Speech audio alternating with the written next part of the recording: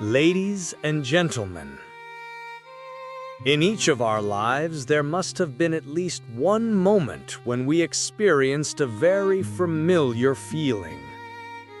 The feeling of being lost. Not just being lost in crowded streets, not just being lost at unfamiliar intersections in a city, but being lost in our own lives. There are times when we stand among many people, many voices, many choices, yet our hearts feel empty. We keep walking, but we do not know where we are going. We work, we study, we make friends, we love, yet there is always a question echoing in our hearts. Who am I? What is the purpose of my life? Am I on the right path? Those are not the questions of the weak. On the contrary, they are the questions of those who are searching for the truth. And today I am not here to introduce to you a modern philosophy of life. I am also not bringing you a quick formula for success. Today, I invite you to return to a very old story. A story that began more than 2,000 years ago in a small land called Nazareth. A story about a 12-year-old boy who dared to place his life in the hands of God. That boy was Jesus. In each of his steps, we see the confusion of youth, the longing to seek the meaning of life, and the courage to walk a different path from the majority. That story is also the story of you and me today. Now please allow me to ask you 3 questions. Have you ever felt that you do not belong to the place where you are standing? Have you ever been in the middle of a crowd, yet still felt completely alone? If so, what did you do at that moment? Take 30 seconds to reflect on yourself. Jesus did not grow up in a royal palace. He had no army, no gold or silver, no fame. He grew up in Nazareth, a small, poor town that was almost unknown. Yet the Bible records, he grew and became strong, filled with wisdom, and the grace of God was upon him. This means that he grew in knowledge, in character, in love, and above all, in his relationship with God. The first lesson for us is this: where you start does not determine who you will become. Only the way you live each day determines that. Imagine 2 seeds being planted.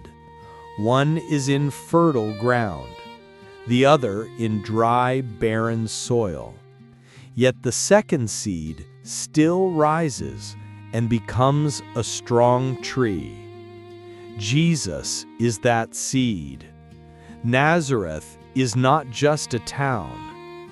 Nazareth is a symbol of lowly beginnings, of difficult circumstances, of people who are looked down upon.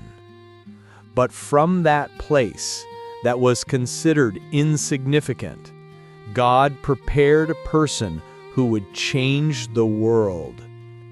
And today, I want to ask you, how are you using each of your days?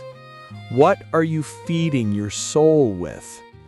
Because you will become exactly what you quietly nurture within yourself each day.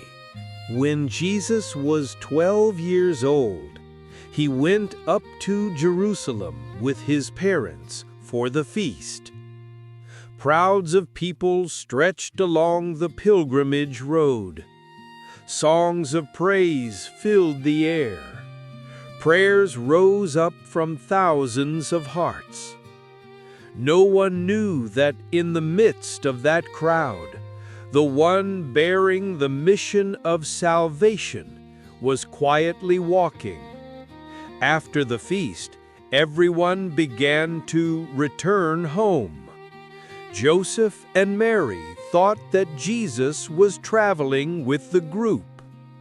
But he did not return, not because he was lost, not because he was rebellious, not because he was stubborn, but because he was seeking what his Father wanted.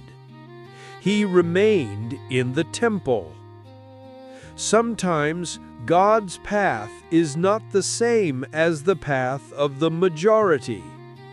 Sometimes God asks you to stop while everyone else continues walking.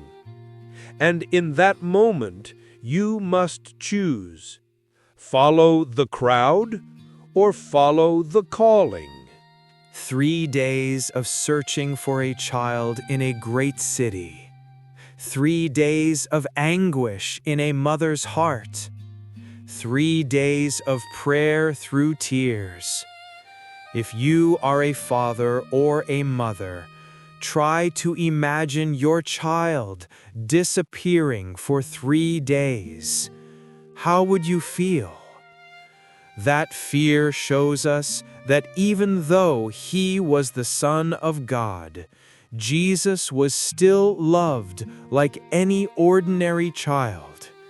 And at last, they found him in the temple, not at a place of celebration, not in a noisy crowd, but in the most sacred place of all. Jesus was not lost. He was exactly where he belonged.